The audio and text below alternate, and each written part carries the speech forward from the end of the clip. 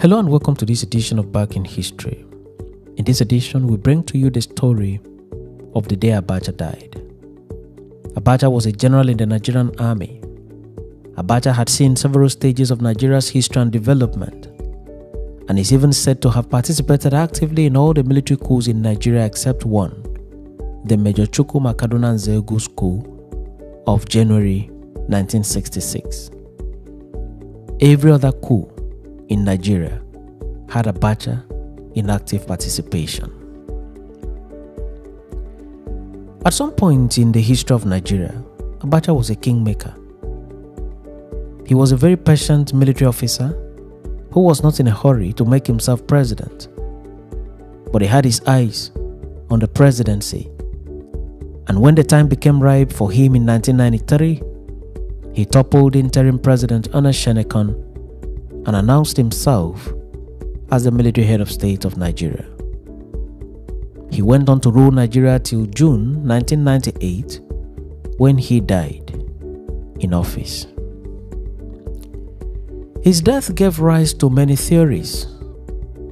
A certain theory said that he was poisoned to death by Indian women of easy virtue who are said to have been imported into the Aso Rock villa for Abacha's pleasure. There is also the theory that said that he was killed by a close friend of his. There is another theory that said that he was killed by operatives that came to Nigeria a day before in the entourage of Yasser Arafat. There is also the theory that said that he died of cardiac arrest. Another theory said he died of natural causes. Whatever the truth may be, what is indisputable is the fact that General Sani Abacha died in the wee hours of 9th June 1998. This marked the end of the life and time of Nigeria's most dreaded and most feared military head of state. Perhaps the version of the story, as told by Major Al-Mustafa, Abacha's chief security officer, might be the most reliable version of the story of Abacha's death. In an interview granted to Chuks Okocha of the This Day newspaper with the title How Abacha Died, Al-Mustafa's version is, unquote, as follows. The sudden collapse of the health system of Abacha started on June 7, 1998 at the Abuja International Airport, immediately after one of the security personnel who accompanied Yasser Arafat of Palestine shook hands with him, unquote. Al-Mustafa added, shortly after the handshake, I noticed the change in the countenance of Abacha, and I immediately informed the ADC, Lieutenant Colonel Abdullah, who advised that we keep a close watch on him. Later in the evening, his doctor came around and administered injection on him. He was then advised to have a short rest, unquote. He stated further, I left the villa and went back home to rest. At about 5 a.m., the security guards ran to my quarters to inform me that Abacha was very unstable. I ran to the guest house of the head of state. When I got to his bedside, he was already gasping for breath. I immediately called Abacha's personal physician, Dr. Wali, who arrived at the villa in 8 minutes and gave Oga 2 doses of injection, one at the heart and another on the neck. This did not work. The head of state at this time had turned very cold. The doctor then told me that the head of state was dead, unquote.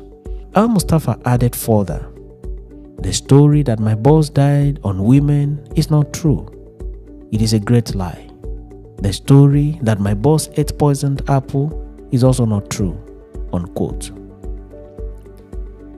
Telephone calls were then made to several VIPs in the military at the time, including the army chiefs and former military heads of state, on what should be the next line of action for the country.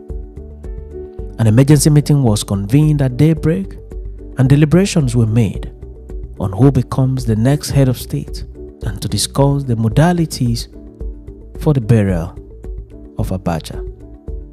In the end, General Abdul Salami Abubakar was selected as the new head of state of Nigeria. Oji Ogbonnaya Oji, Radio Nigeria State House correspondent at the time, has stated in his book, Inside Aso Rock, that what followed was the conveyance of Abacha's body to Abacha's hometown of Kano for burial in the evening hours.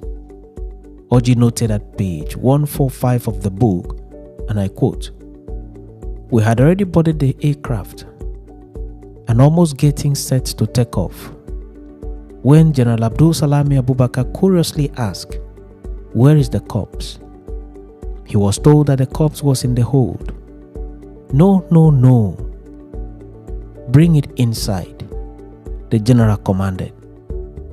The corpse, which was not in a casket, was brought inside the plane and kept few seats away from where I sat. As the journey progressed, whenever there was turbulence, the body would shake, exposing the legs, which were partially covered. I sat in the aircraft speechless. My reflections were on life, death, power, influence, and the vanity of human desires." End of quote.